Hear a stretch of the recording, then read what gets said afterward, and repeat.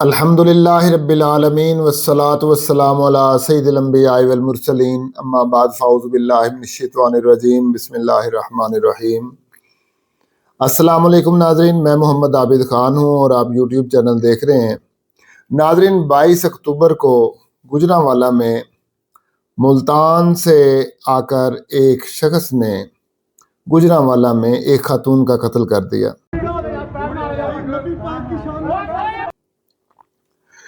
ناظرین، قتل جو ہے بہت افسوسناک ہوتا ہے، چاہے کسی کا بھی قتل ہو، کیونکہ قرآن مجید فرقان حمید میں اللہ تبارک و تعالیٰ نے ارشاد فرمایا کہ جس نے کسی کو جان بوجھ کر ناحق قتل کیا ایسے ہے جیسے اس نے پوری انسانیت کا قتل کیا۔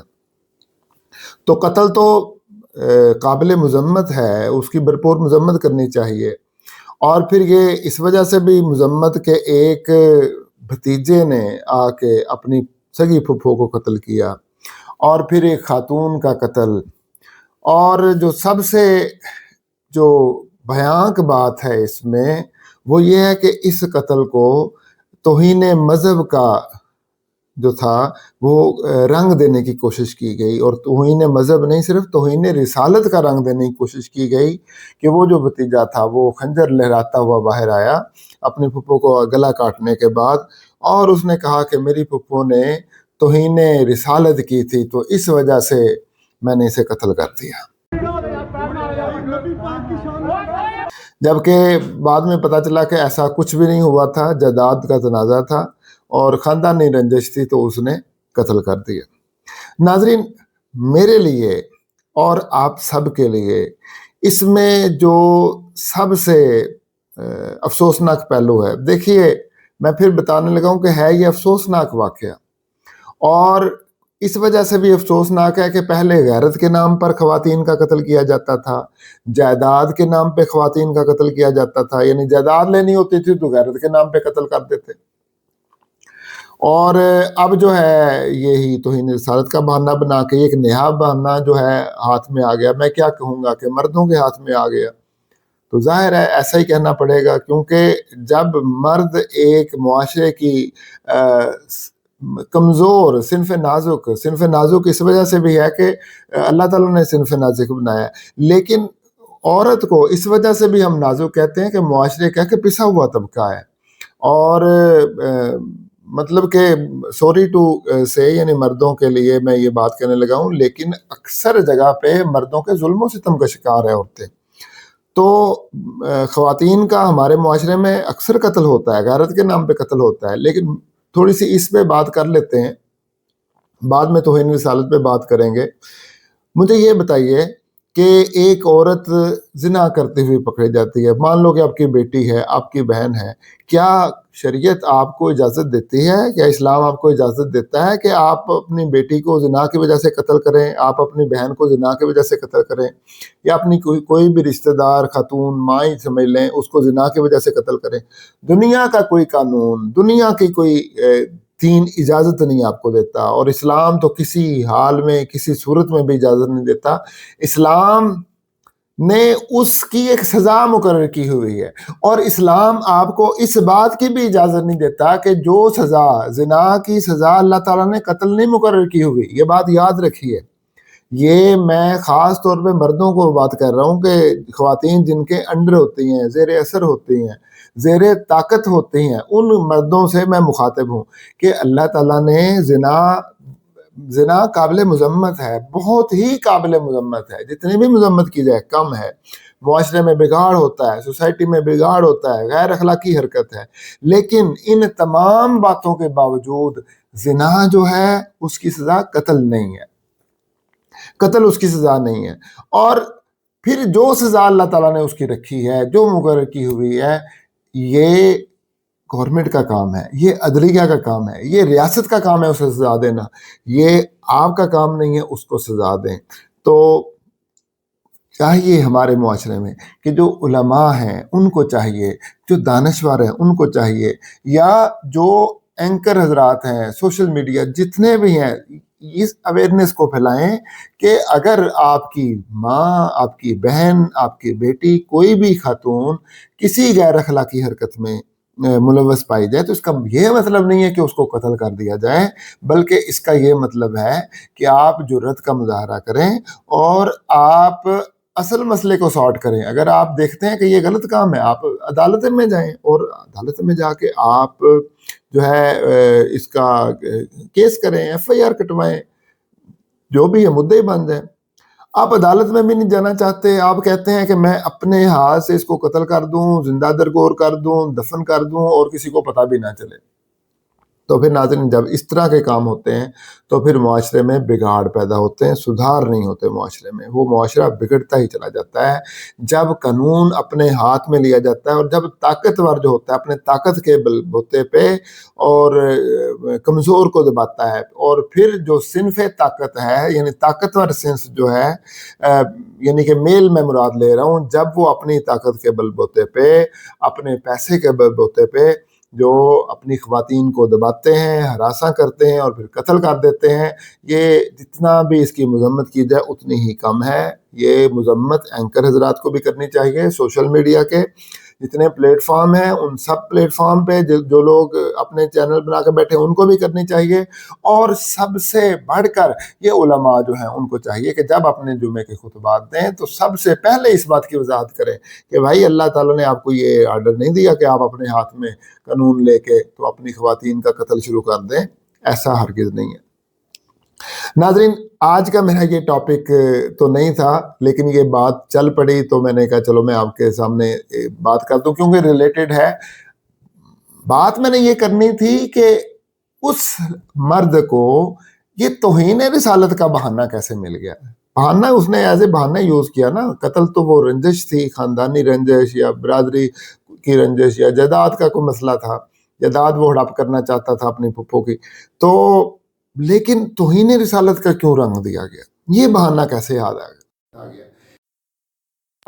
جناب اس کی وجہ یہ ہے کہ ہمارے معاشرے میں توہین رسالت کے بارے میں بڑھتی ہوئی شدت پسندی، بڑھتا ہوا اشتعال، ہم نے ایجوکیٹ غلط طریقے سے کر دیا معاشرے کو۔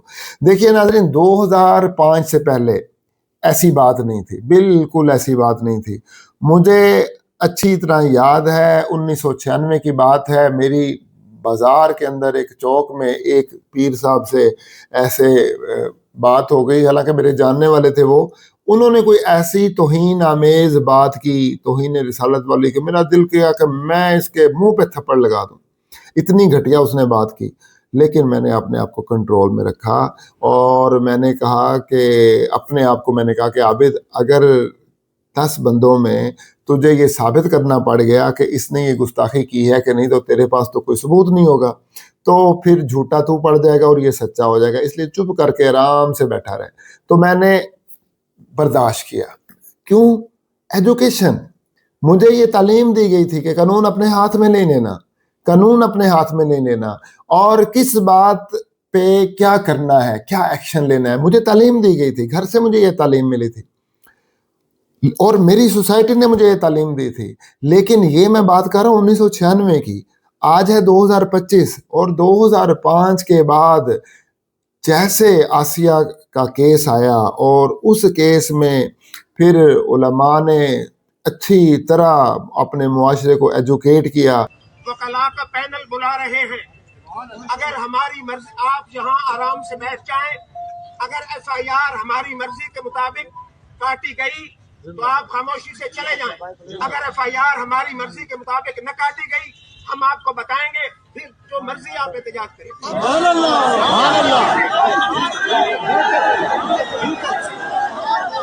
سبحان خاموشی سے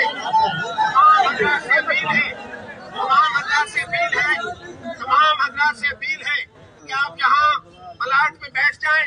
ابھی ہم آپ کو بتاتے ہیں کہ ایف آئی آر ہماری مرضی اور وکلاء کی مرضی کے مطابق کاٹی گئی ہے یا پولیس نے اپنی مرضی سے کاٹی ہے۔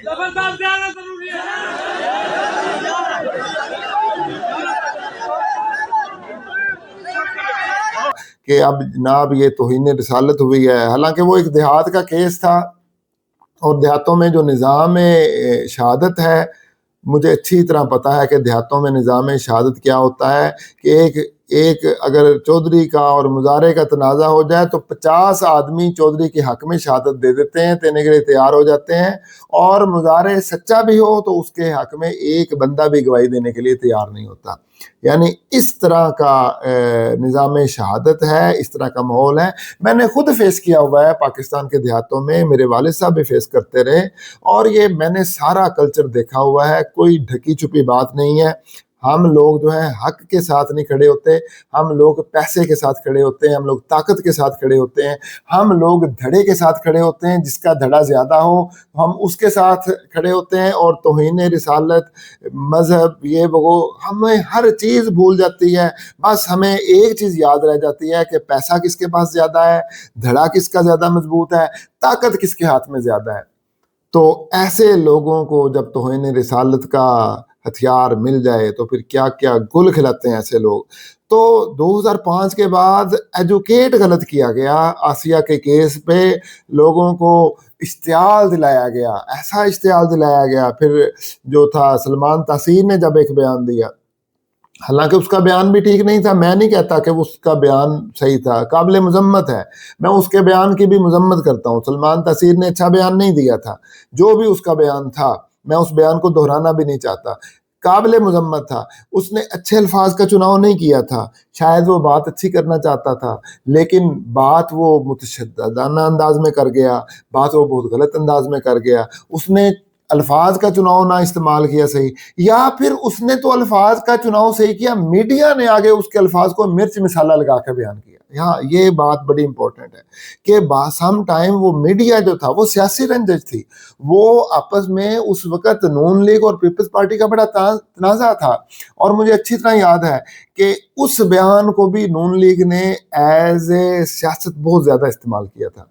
تو وہ اس کا بیان غلط طریقے سے ریپریزنٹ کیا گیا اور میڈیا میں چھاپا، اور اس بیان کو لے کے پھر وہ سیاست ہوئی، علماء کرام نے وہ تقاریر کی، اشتعال دلائے کہ یہ واجب القتل ہے سلمان تاثیر، اور کوئی مائی کا لال ہو، کوئی جو ہے وہ غازی علم دین شہید میدان میں اٹھے اور اسے قتل کر دے۔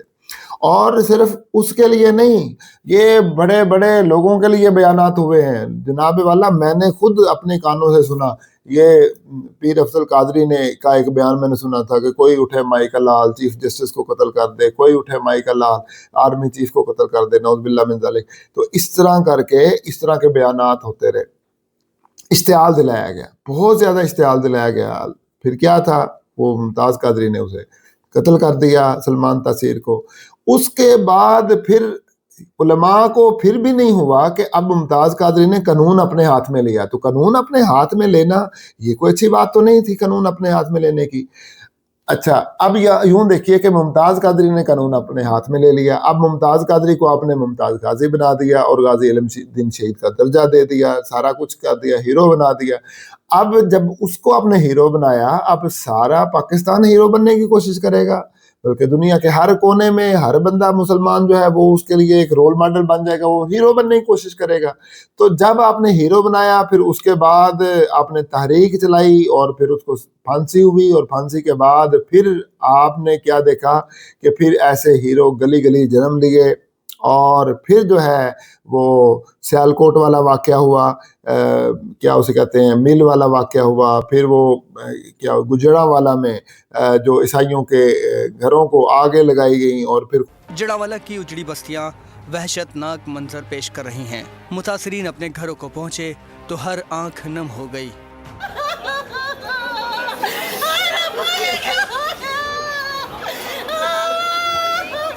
خوشاب میں بینک مینیجر کے قتل کا واقعہ ہوا۔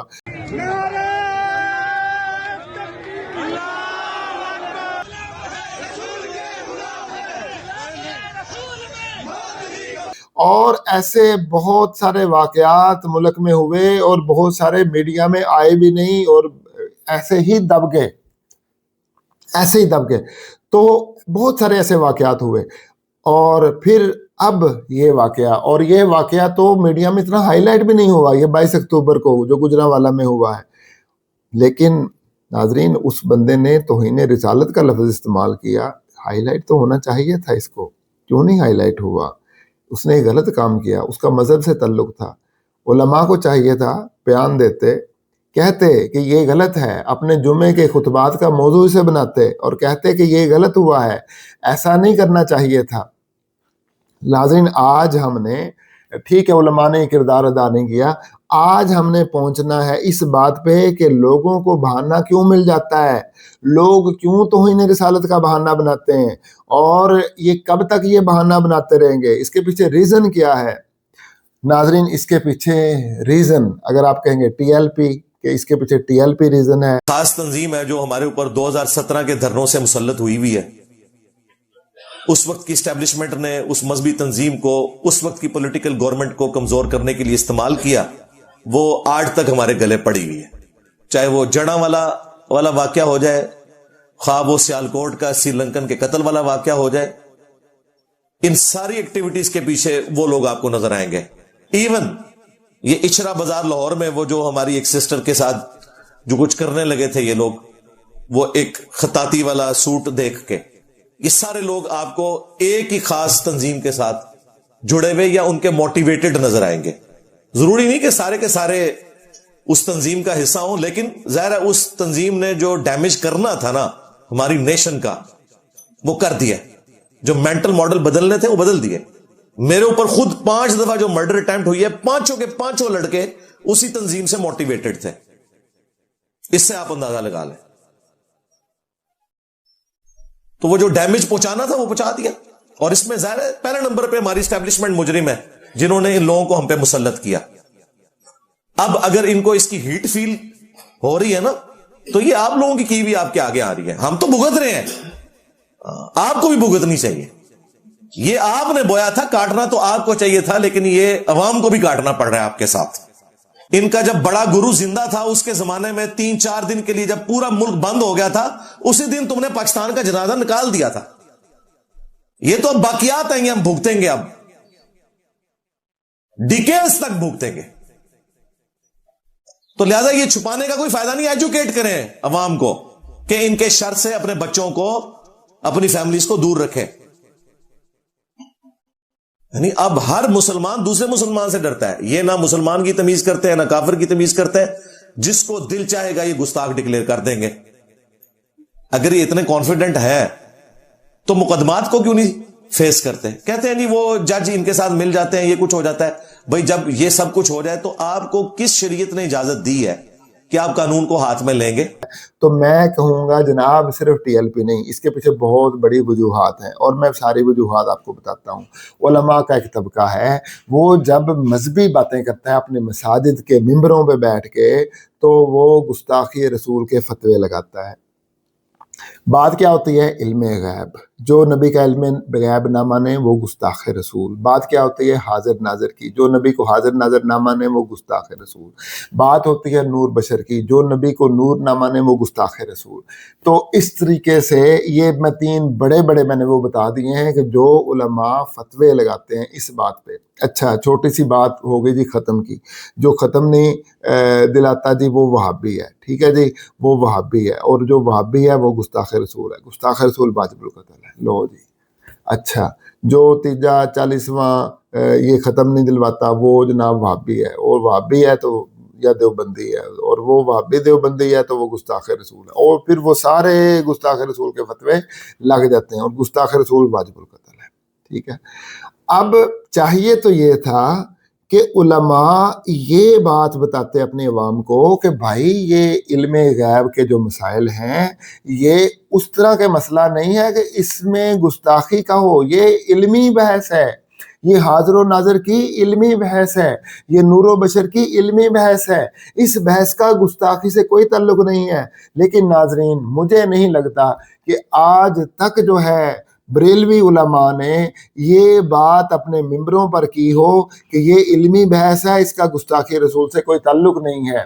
میں نے دیکھا کہ اکثر علماء جب یہ ہوتے ہیں کیا اسے کہتے ہیں, جلسے ہوتے ہیں, بڑے جلسے ہوتے ہیں, تو ایسی گندی غلیظ گالیاں دی جاتی ہیں اور گستاخ رسول قرار دیا جاتا ہے مخالف فریقین کو, واجب القتل قرار دیا جاتا ہے مخالف فریقین کو.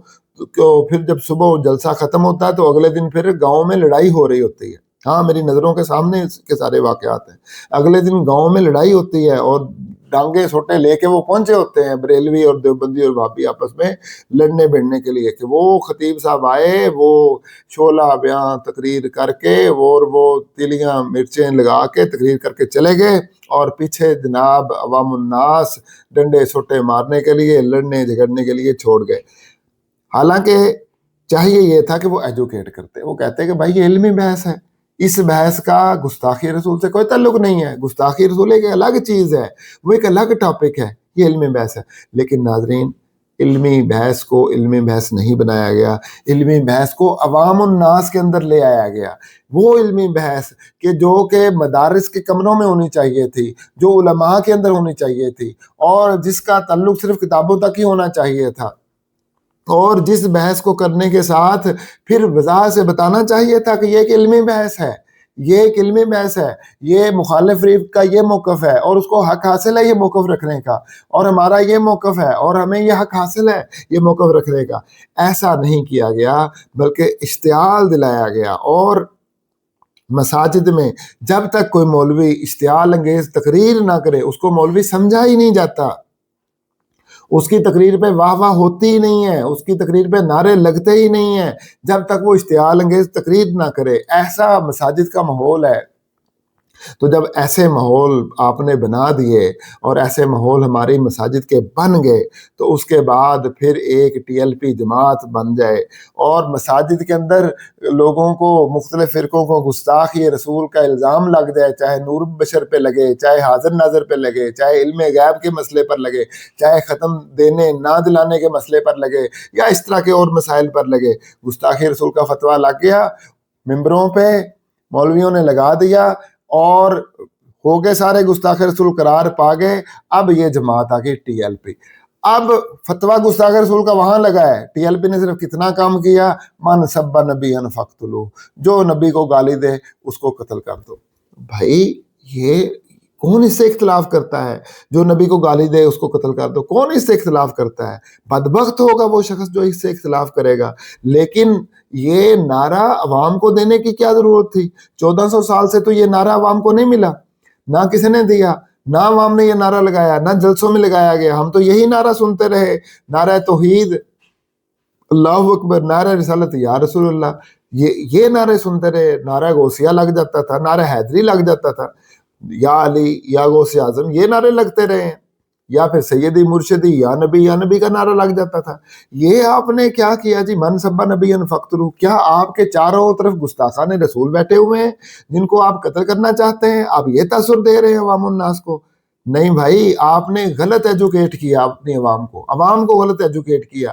اب ممبروں پہ کیا لگ رہے ہیں فتوے گستاخی کے, اور جلوسوں میں کیا لگ رہے ہیں فتوے گستاخ رسول کو قتل کرنے کے. ایک طرف جو ہے وہ فتوے لگ رہے ہیں گستاخی رسول کے, دوسری طرف شے دلائی جا رہی ہے کہ گستاخ رسول کو قتل کر دو, گستاخ رسول کو قتل کر دو.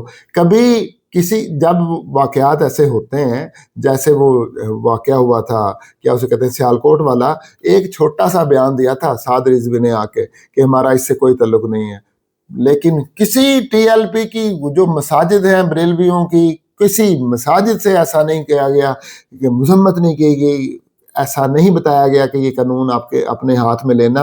اور وہ تو خیر وہ گستاخی تھی بھی نہیں, وہ جو واقعہ ہوا تھا گستاخی تھی بھی نہیں, سٹیکر تھا, سٹیکر کو اتار دینا, یہ کون سی گستاخی ہے؟ ہم گھروں سے سٹیکر اتار دیتے ہیں, ہم مساجد سے سٹیکر اتار دیتے ہیں, تو کیا ہم سٹیکر اتار دیں تو گستاخی نہیں ہے؟ اگر کوئی اور سٹیکر اتار دے گستاخی ہے؟ ایسی کوئی بات نہیں تھی گستاخی والی. پھر اس کے بعد وہ جو جڑا والا میں گھر جلائے گئے, کتنے لوگوں نے اس کی مذمتیں کی, کتنے علماء نے مذمتیں کی, کیا مذمتی بیان جاری ہوئے؟ کچھ بھی نہیں. اور پھر وہ جو خوشاب بینک مینیجر کو اس بندے نے گستاخی رسول کا, توہین رسالت کا بہانہ بنا کر قتل کیا, کتنے لوگوں نے اس کی مذمتیں کی؟ کتنے لوگوں نے نہیں, کوئی وہ مذمتی بیان جاری نہیں ہوئے. اور اب یہ جو 22 اکتوبر کو اس بندے نے توہین رسالت کا بہانہ بنا کے اپنے پھپھو کو قتل کیا, بے دردی کے ساتھ گلا کاٹا, کتنے لوگوں نے اس کی مذمت کی؟ کون علماء آئے میدان میں؟ مجھے تو کوئی بھی نہیں نظر آیا, مجھے تو کسی عالم کی مذمت نظر نہیں آئی. ویسے تو بڑے بیانات ملتے ہیں. تو پھر میں اپنے علماء کو میں یہ خبردار کرنا چاہتا ہوں کہ جب آپ نہیں مذمت کریں گے تو پھر کون مذمت کرے گا؟ پھر لبرل میدان میں آئیں گے، پھر سیکولر طبقہ میدان میں آئے گا، پھر وہ مذمت کریں گے، پھر جب وہ مذمت کرتے ہیں پھر آپ کو برا لگتا ہے، پھر آپ کہتے ہیں جی یہ سیکولر لوگوں کو اس طرح کے واقعات پہ مرچیں لگتی ہیں۔ بھائی جب مولوی کوئی مسجد کے اندر گناہ کرتا ہے تو پھر آپ لوگ جب مذمت نہیں کریں گے تو پھر کون مذمت کرے گا؟ پھر سیکولر لوگ جو ہیں وہی مذمت کریں گے، پھر لبرل لوگ ہی مذمت کریں گے، پھر ان لوگوں کو موقع ملے گا۔ اکاڑا کے اندر مسجد کے اندر ناچ ڈانس کی محفل ہوئی، کتنے لوگ آئے میدان میں، کتنوں نے مذمت کی؟ بریلوی مسجد تھی، بریلوی مکتبہ فکر کی مسجد تھی، کون لوگ تھا مذمت کرنے والا؟ کیسے کتنے؟ کوئی پریس کانفرنس کی ہو علماء نے، کوئی علماء کے اکاڑا کے علماء نے کوئی جلوس نکالے ہوں، کوئی قرارداد پاس کی ہو، پورے ملک میں بھونچال آ گیا ہو، کچھ بھی تو نہیں ہوا۔ کیا وہ گستاخی نہیں تھی؟ مسجد کی توہین نہیں تھی؟ اہانت نہیں تھی مسجد کی؟ لیکن نہ جی نہ، یہاں اصول قاعدے ضابطے علیحدہ ہیں، یہاں مولویوں میں بھی دھڑے بندیاں ہیں، یہاں مولوی بھی بکاؤ ہیں، یہاں مولوی بھی اپنے دھڑے کو پالتے ہیں کہ ہمارے دھڑے کے بندے نے کیا، چھوڑ دو، اس کے پیچھے کچھ نہ لگا جائے۔ تو جب مولوی کام کوئی غلط کرے گا تو مولویوں کو ہی مذمت کرنی چاہیے۔ جب آپ لوگ مذمت کریں گے پھر سیکولر لوگ مذمت کرنے کے لیے میدان میں نہیں آئیں گے، پھر جو لبرل لوگ ہیں وہ مذمت کرنے کے لیے میدان میں نہیں آئیں گے۔ وہ ان کو موقع کیوں ملتا ہے؟ آپ لوگ سپیس دیتے ہو، آپ مذمت نہیں کرتے، آپ پردہ ڈالتے ہو، آپ مٹی ڈالتے ہو۔ جب آپ مٹی ڈالتے ہو تو پھر وہ لوگ میدان میں آ جاتے ہیں اور وہ رائٹ پہ ہوتے ہیں، وہ حق پہ ہوتے ہیں، پھر ان کا حق بنتا ہے مذمت کرنے کا، تو وہ بھی آپ کے سپیس دینے کی وجہ سے وہ میدان میں آتے ہیں۔ تو ناظرین کرام، میری گزارش ہے علماء کرام سے اور کہ وہ اپنی عوام کو ایجوکیٹ کریں مساجد کے ممبروں پہ۔ پہلے تو وہ بتائیں کہ یہ جو مسائل ہیں یہ نور بشر کا، علم غیب کا مسئلہ، ختم دینے نہ دلانے کا مسئلہ، حاضر ناظر کا مسئلہ، یہ اپنی عوام کو بتائیں کہ یہ علمی مسئلے ہیں، یہ علمی اختلافات ہیں، یہ علمی اختلافات ہیں۔ ان اختلافات پہ گستاخی رسول کا فتویٰ نہیں لگتا۔ گستاخی رسول کا تعلق زبان کے ساتھ ہے، گستاخی رسول کا تعلق نعوذ باللہ من ذالک الفاظ کے ساتھ ہے، گستاخی رسول کا تعلق مذموم الفاظ کے ساتھ ہے۔ یہ ایک فکر ہے، یہ علمی بات ہے، اس کا گستاخی رسول سے کوئی تعلق نہیں ہے۔